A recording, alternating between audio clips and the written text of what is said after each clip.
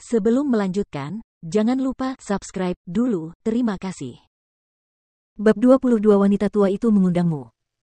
Sejak Nibeihu dan Fusan muncul satu demi satu, Huang Ganjun menyadari bahwa pertunjukan sebenarnya ada di atas panggung. Benar saja, dalam sekejap, Li Tianhan dan putranya kehilangan muka dan putus asa. Pada saat ini, ketika dia menyadari bahwa mata di sekitar yang memandang Sui telah berubah, Huang Qianjun merasakan kegembiraan rahasia lagi. Karena di antara orang-orang yang hadir, hanya dialah yang menebak hasilnya terlebih dahulu. Ayah benar. Sui adalah orang yang tertutup yang tidak bisa diukur dengan akal sehat. Jika tidak, dengan koneksi yang dia tunjukkan di Menara Juxian kemarin, tidak perlu tinggal di keluarga Wen dan menjadi budak tahun ini. Menantu yang dipandang rendah oleh orang lain. Pikir Huang Qianjun dalam hati.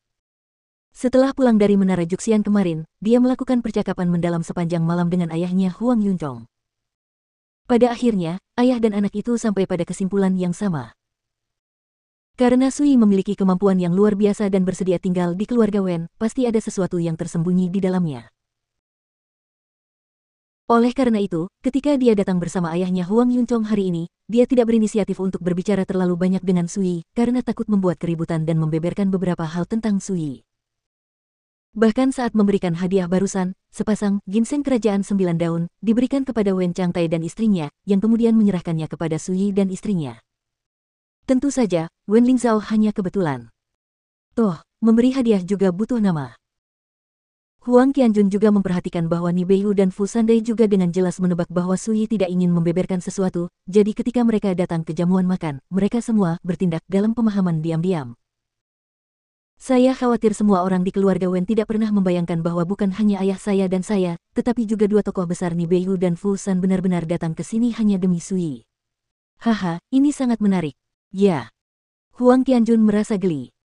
Sui tidak tahu bahwa Huang Qianjun, seorang pemuda yang mendominasi, akan penuh dengan drama batin. Bahkan jika dia mengetahuinya, dia pasti akan menertawakannya. Terlebih lagi, bagaimana mungkin dia tidak melihat bahwa Huang Yuncong dan putranya, serta Fusan dan Nibeihu, datang untuk mendukung mereka karena dirinya sendiri. Tidak, mereka datang ke sini hanya demi Tuan Xiao dan Zijin. Sui berpikir dalam hati.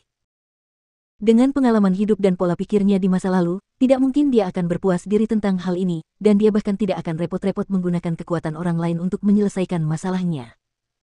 Dalam analisis terakhir, semua terserah pada orang-orang itu untuk membuat keputusan sendiri. Aula Klan. Saat Li Tianhan dan putranya pergi, suasana awalnya tegang dan menyedihkan tiba-tiba menghilang. Dengan senyuman di wajahnya, Wen Changjing dengan hangat mengundang Fu San dan Nibeihu untuk duduk. Saat ini, dua pukulan besar ini hanyalah puncak dari lautan, membantu keluarga Wen menghindari bahaya dalam satu gerakan. Fu punya urusan penting lain yang harus diselesaikan saat aku datang ke sini kali ini, jadi aku tidak akan menghadiri jamuan makan. Fu San tersenyum dan melambai. Kemudian, dia berbalik dan mendatangi Wen Changtai dan istrinya, dan berkata sambil tersenyum, kalian berdua, seorang bangsawan meminta saya untuk mengirimkan hadiah, dan saya juga meminta Anda untuk mengirimkannya kepada Sui dan istrinya. Dia mengatakan itu, dia mengeluarkan hadiah itu dengan ekspresi serius. Jika ketakutan, hampir menjatuhkan meja di depan mereka. Mereka tidak menyangka sama sekali, penguasa kota Guangling yang agung sebenarnya secara pribadi memberikan hadiah kepada keluarga mereka. Semua orang di aula juga tercengang dan saling memandang. Baru saja, kepala keluarga Huang Yuncong, secara pribadi memberikan Raja Ginseng 9 daun kepada keluarga Wen Changtai, yang membuat orang sangat terkejut. Kenapa sekarang, bahkan penguasa kota pun melakukan ini?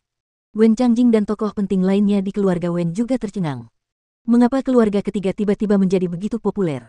Banyak terima kasih banyak, Tuan Kota. Wen Changtai begitu bersemangat hingga dia hampir tidak bisa mengendalikan emosi batinnya, dan suaranya bergetar. Wajah Qin King berseri-seri, dan dia merasa bahwa keluhan dan depresi yang menumpuk di hatinya selama bertahun-tahun telah dilepaskan dan dihibur pada saat ini. Dia menarik napas dalam-dalam, tersenyum lebar, membungkuk hormat, dan berkata, atas nama putri dan menantu saya ingin berterima kasih kepada penguasa kota atas cinta Anda. Wajah kusam semua orang di aula, dan hatinya penuh kebanggaan, dan bibirnya Kakusu tidak bisa menahan untuk tidak memiringkan kepalanya sedikit. Akhirnya, saya mempunyai hari di mana saya bisa merasa bangga. Fusan berkata, Anda tidak perlu berterima kasih kepada saya. Hadiah ini diberikan oleh orang yang mulia. Saya hanya menyerahkannya atas nama Anda. Bolehkah saya bertanya kepada Guru Fu, orang mulia mana yang memberikannya kepada Anda? King penasaran. Orang lain di aula juga menajamkan telinga mereka. Bukankah tidak biasa bagi orang mulia seperti itu untuk memanggil penguasa kota Fusan untuk maju secara langsung? Huang Yuncong samar-samar mengerti, dan tidak bisa menahan gemetar di dalam hatinya. Sebuah gelar kehormatan muncul di benaknya, Putri Ling Yao. Tapi Fusan tersenyum dan menggelengkan kepalanya, berkata, identitas pria bangsawan itu tidak boleh diungkapkan. Saya minta maaf atas ketidaknyamanan Fu dalam menjawab. Selama kalian berdua ingat dengan jelas bahwa hadiah itu untuk Suyi dan istrinya, itu sudah cukup. Qin King berkata dengan cepat, saya pasti akan melakukannya. Serahkan kepada mereka secara pribadi. Ekspresi semua orang menjadi halus.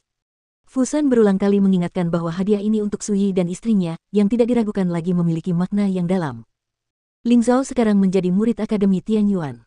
Apakah karena ini? Wen Changjing dan tokoh penting keluarga Wen lainnya saling memandang dan tanpa sadar percaya bahwa hadiah ini tidak dapat dipisahkan dari Wen Ling Zhao. Tidak ada yang memikirkan Suyi sama sekali. Komandan Ni, kamu tinggal di sini untuk mengadakan jamuan makan atas namaku. Fu punya urusan penting lainnya, jadi aku pamit dulu. Fusan berbalik dan memberitahu Ni Beihu, lalu berbalik dan pergi. Wen Changjing dan yang lainnya dengan cepat melangkah maju untuk mengantar mereka pergi.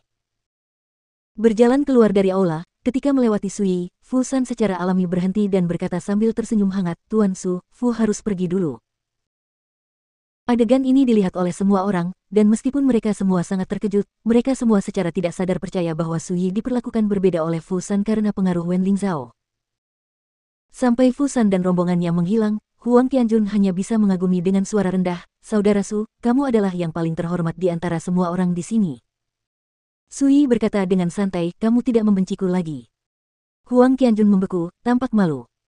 Dengan raut wajahnya, dia berkata dengan sinis, ayahku mengajariku pelajaran tadi malam dan membuatku memahami sepenuhnya betapa besarnya jarak antara aku dan kakak Su. Saya hanya memiliki ketakutan dan kebahagiaan di hati saya, dan tidak ada kebencian sama sekali.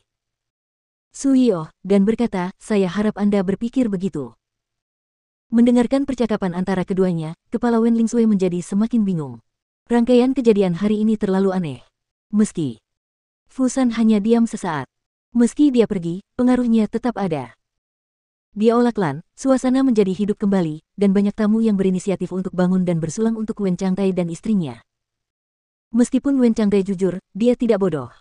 Dia mengerti apa yang sedang terjadi dan sangat bahagia di hatinya. Dan Qin King bahkan lebih bersemangat, penuh energi dan kegembiraan. Meskipun dia mencoba yang terbaik untuk menyembunyikan kegembiraan batinnya, dia tidak bisa mengendalikannya. Wen Changqing dan tokoh besar lainnya dalam keluarga sastra juga sangat bahagia. Li Tianhan dan putranya kembali ke rumah dengan sia-sia. Krisis teratasi. Yang lebih langka lagi adalah dengan dukungan Fusan dan Ni Beihu, sikap seluruh tamu yang hadir juga mengalami perubahan halus. Tidak diragukan lagi ini adalah hal yang baik bagi keluarga Wen yang berada dalam situasi yang jauh lebih buruk dari sebelumnya. Saudara Huang, apakah sikapmu sudah benar-benar berubah? Ni Beihu dan Huang Yuncong duduk bersebelahan dan bertanya tanpa meninggalkan jejak apapun. Tuan Huang lah yang ceroboh dan bertemu dengan Tuan Su kemarin. Bagaimana saya bisa menyimpan dendam untuk ini? Huang Yuncong berkata sambil tersenyum, terima kasih kepada Tuan Su karena telah berbelas kasih kemarin, saya dan putra saya diselamatkan dari bencana yang lebih besar. Saya sangat bersyukur dalam hati.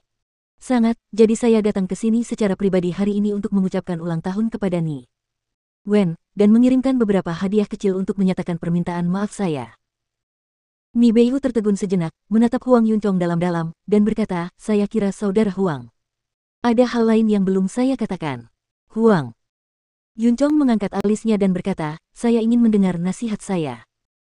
Melihat keluar aula dan mendarat di Huang Ganjun, yang duduk di sebelah Sui, dan berkata dengan penuh arti. Saya khawatir Anda sudah melihatnya. Dengan koneksi Tuan Su, masa depannya pasti tidak terbatas, jadi dia berencana menggunakan bencana yang terjadi kemarin sebagai kesempatan untuk membangun hubungan dengan Tuan Su melalui kompensasi dan permintaan maaf, bukan? Mata Huang Yuncong sedikit menyipit dan dia langsung tersenyum. Orang tua yang mencintai anak-anaknya memiliki rencana jangka panjang iaku seperti ini, kenapa kakak Ni tidak melakukan hal yang sama? Ni Beihu mengangkat gelas anggurnya dan tertawa dan berkata, ayo, kamu dan aku minum bersama. Wen duduk di atas wanita tua itu memiliki pemandangan yang indah adegan di aula, tapi dia memiliki perasaan campur aduk di hatinya. Hari ini adalah pesta ulang tahunnya yang ke-80. Banyak sekali yang terjadi hari ini. Namun dia tahu bahwa keluarga Wen mampu mengubah bahaya menjadi keselamatan hanya dengan mengandalkan kekuatan orang lain. Jika Anda tidak cukup kuat, dalam situasi ini, kemakmuran keluarga Wen hanya akan berumur pendek. Memikirkan hal ini, Nyonya Wen memandangi para tamu di aula dan melihat sosok di luar aula. Pria itu mengenakan jubah kain biru dan bertubuh kurus.